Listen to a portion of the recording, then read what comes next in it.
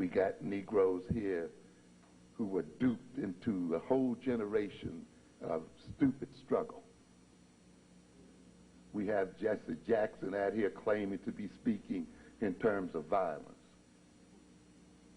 We got an old leadership group of people here who are principally responsible for the violence that is occurring in the black community, pretending to be dealing with it.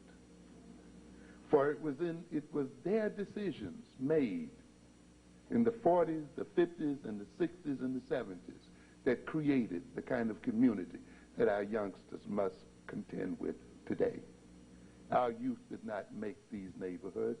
Our youth are not making the world that they live in, and yet we spend a great deal of time analyzing them and their music without analyzing ourselves as adults and looking at the decisions we made in the 60s and 70s that place our youth in the kind of situation they face today.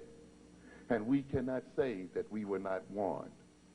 As a matter of fact, W.E.B. Du Bois warned the NAACP as far back as 1934 when he told them that blacks would be segregated for decade upon decade, and therefore the NAACP needs to promulgate an economic program for African people in terms of where they were in the American culture.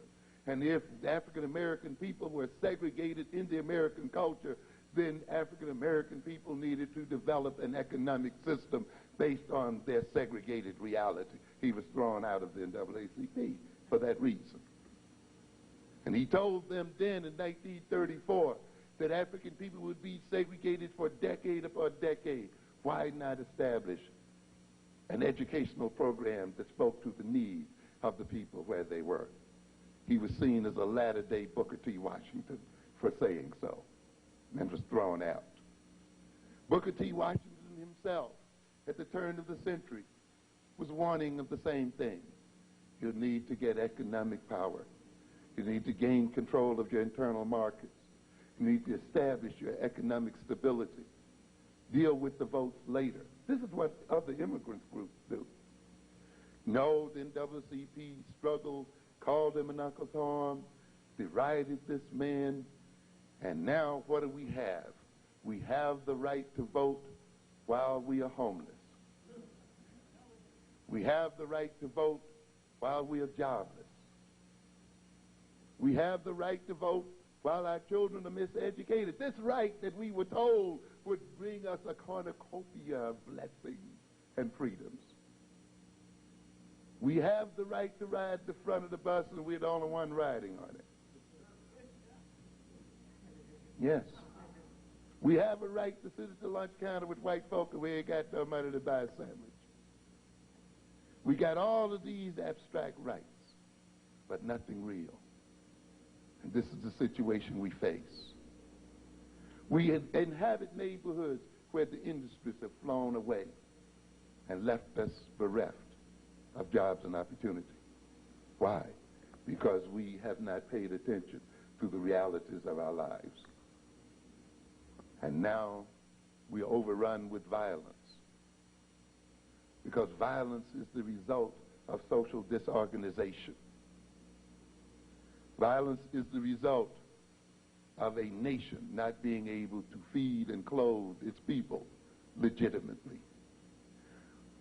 I think Ellis was the one, and his group indicated that when you looked at the number of black inmates in the prisons of New York, you would see that 75% of them came from essentially 7 neighborhoods in the whole state.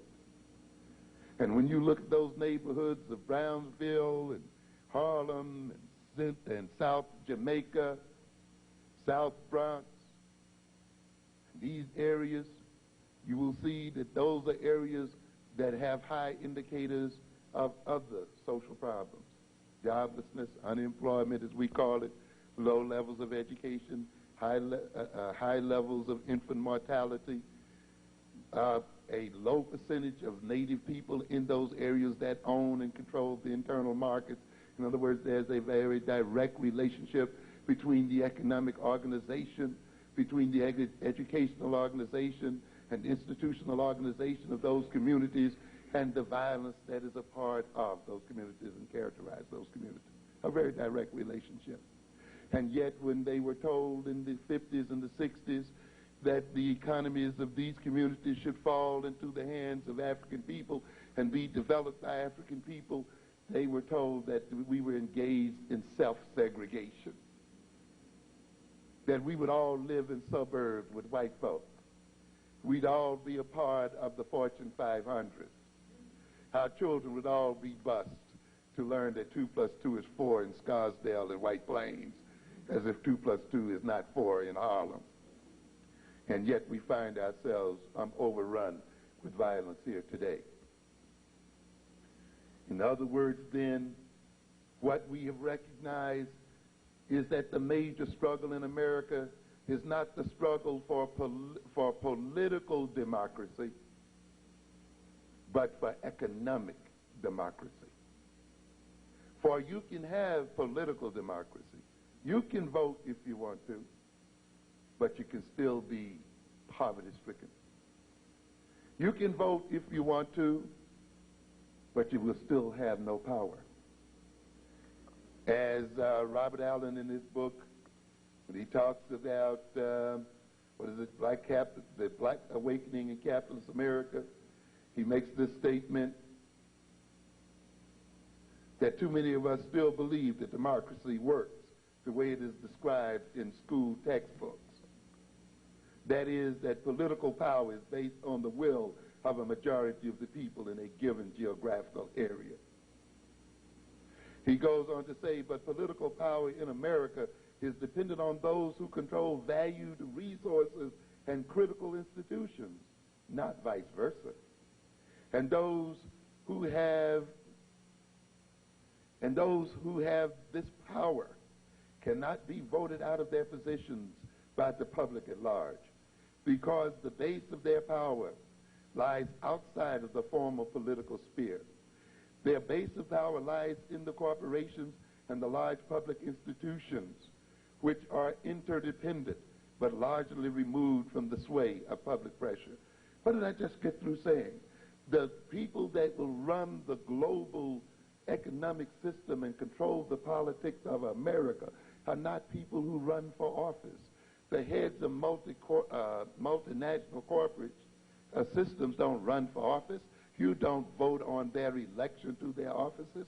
Yet it is those very people who determine the political and economic destiny of people. And yet you got a group of people, even on the radio station you revere so much, that tell you voting is your key to power. Voting is not a key to power. And we got a joker in South Africa who's running the same game on the South African people, who's going to run a game on African American people, claiming that they got a multi-ethnic, multicultural society, who are going to probably mix their diplomatic missions with blacks and coloreds and Afrikan whites, so that they can impress on the world that they have achieved diversity in the world. When the ownership of the production and the ownership of land and wealth will remain as much in the hands of whites as it has ever remained. And you will think because you have elected a Nelson Mandela to be the president that you represent the taking over of South Africa by black people. If you believe that, you believe in the tooth fairy. You have never seen any multicultural, multi-ethnic nation rise to the top in the struggles of the world. You've only seen ethnic nations and nations based on ethnicity. But you want to fall asleep to some swan song. And Nelson Mandela should know better. He has the whole history of Africa before him, when other African jokers told their people that if they controlled the legislatures of their nations, and if they elected the heads of their government, that meant that they were free and in control of their nations. And yet today, as I told you earlier, Africa is frozen out of economic development with its African heads of nations and its African legislatures. Why? Because they did not see the first things first. And the first thing in a revolutionary change is that the revolutionary people take control of their lands and their wealth, or otherwise they have no real power. And power in America is not the power of the vote, but the power of the ownership of resources and the ownership of labor and control of labor.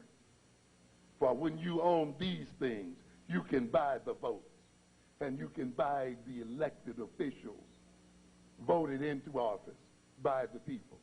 You want a true example? If you read a few months ago, you would have seen your great Major Owens and your great Jenkins from New Jersey and some other black politicians of the Black Caucus being wined and dined in South Korea, having to meet the presidents of South Korea, meeting the president of the largest corporations over there, attending seminars on race harmony. What's going on here, ladies and gentlemen? These people whose trips were sponsored by a Korean pastor who pastors a black congregation in Nyack, New York, sponsored by the Koreans in America. What do you think is going on? You think because you voted for these people, they are going to see about your interests when another people is whining and dining them and toasting them and contributing to their campaigns and so forth? If you do, you're out of your mind. But this is the way politics is played, not by voting. You're deceived by a bourgeois class that is wedded to the Democratic Party, that has got the few crumbs that it has from being attached to the Democratic Party. That's why it cannot create an independent black party. You got the owners of your radio stations and other stations preaching to you about voting day in and day out. Why? Because they gained their privileges because they were voted into office by black people and used their being voted into office to parlay into the ownership of a bit of property. And therefore they want black people in America to believe that electing them to office represents the path of freedom for the masses of the people. And consequently, then, they educate you about voting, but do not educate you about the reality of power in America. They make you think, then, that their power represents the power of the people. These lessons are too clear. But people who don't read, people who do not know the power of the word, will have all of this information right in front of them and perish.